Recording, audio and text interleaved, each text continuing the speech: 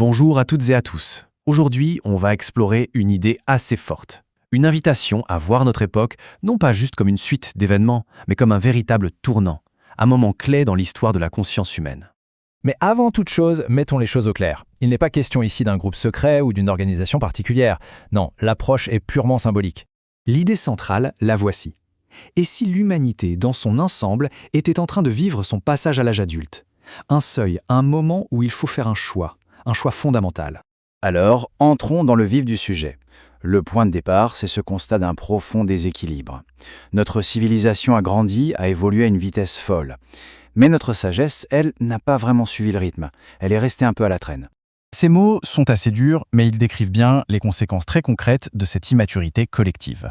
Ce ne sont pas des théories, c'est du réel, des choses que l'on observe tous les jours.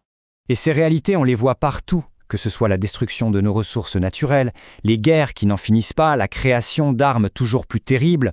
Et si on creuse un peu, à la racine de tout ça, on trouve souvent un égoïsme et une cupidité qui semblent s'être infiltrés partout. Ce qu'il faut bien comprendre, c'est que cette trajectoire, elle n'est pas tenable à l'infini. On se rapproche d'un point de rupture, un moment où changer ne sera plus juste une option, mais une pure nécessité.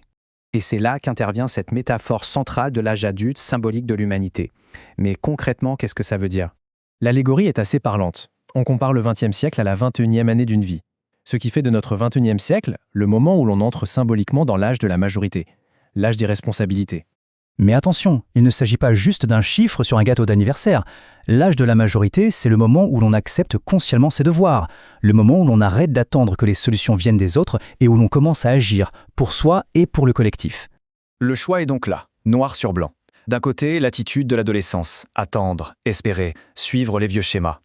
De l'autre, celle de l'adulte, travailler, accepter ses responsabilités et surtout oser créer une nouvelle voie. La question est de savoir quel chemin on choisit. D'accord, mais en pratique, ça se traduit comment? Comment passe-t-on de cette prise de conscience à l'action? Eh bien, en redéfinissant ce que c'est qu'être un bâtisseur. Et là, l'idée est vraiment ouverte pour tout le monde. Le vrai bâtisseur, ce n'est pas quelqu'un qui a une carte de membre. C'est n'importe quelle personne qui décide de se consacrer au bien commun et qui travaille avec intégrité à bâtir un monde meilleur.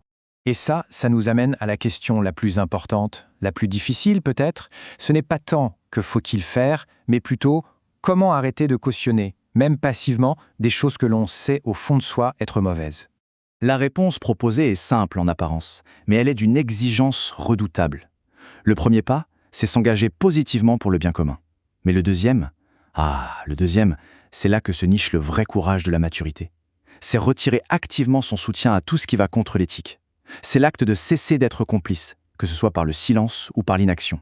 Et attention, il faut bien comprendre que ce n'est pas un appel à la révolte ou à la confrontation. Non, c'est quelque chose de bien plus intérieur. C'est un appel à l'intégrité personnelle, à cet alignement silencieux mais incroyablement puissant entre ce que l'on croit et ce que l'on fait chaque jour. Alors, comment on fait pour opérer cette transformation en soi? L'allégorie nous donne une autre image très forte, celle de l'alchimie. Pas l'alchimie des grimoires, mais celle qui se passe à l'intérieur. Quand les anciens alchimistes parlaient de changer le plomb en or, beaucoup y voyaient un symbole. Le plomb, le métal vil, c'était le caractère humain brut, avec ses défauts.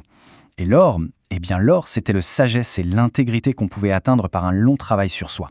Le travail, c'est donc ça, transmuter l'égoïsme en intégrité, transformer l'ignorance en sagesse, et dépasser les fausses doctrines qui divisent pour chercher une vérité qui rassemble. C'est un chemin pour polir son propre caractère. Au fond, tout le grand œuvre alchimique, il tient peut-être dans cette phrase. La vraie magie, la vraie transmutation, c'est de réussir à transformer son propre égoïsme en un service sincère tourné vers les autres. Et tout ça, ça nous mène où? À une perspective d'avenir? L'idée d'un âge d'or est vue ici non pas comme un paradis perdu à regretter, mais comme un futur possible, un futur à construire. C'est un paradoxe assez puissant quand on y réfléchit. Pour atteindre le véritable âge d'or, celui de la sagesse et de l'harmonie, il faut d'abord réussir à dépasser l'âge de l'or matériel, c'est-à-dire notre époque, si obsédée par la richesse pour la richesse. Il faut donc arrêter de regarder en arrière avec nostalgie. L'âge d'or n'est pas une utopie perdue dans les brumes du passé. Il n'est pas derrière nous. Et voilà la conclusion, simple et directe.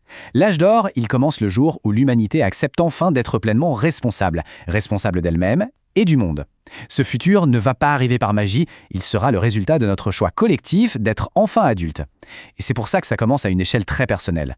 Ce grand projet ne démarre pas dans les sommets mondiaux, mais dans la décision de chacun de devenir un bâtisseur, dans le courage de dire non à ce qui est faux et dans le travail patient pour se transformer soi-même. Le chantier, il commence maintenant et à l'intérieur de soi.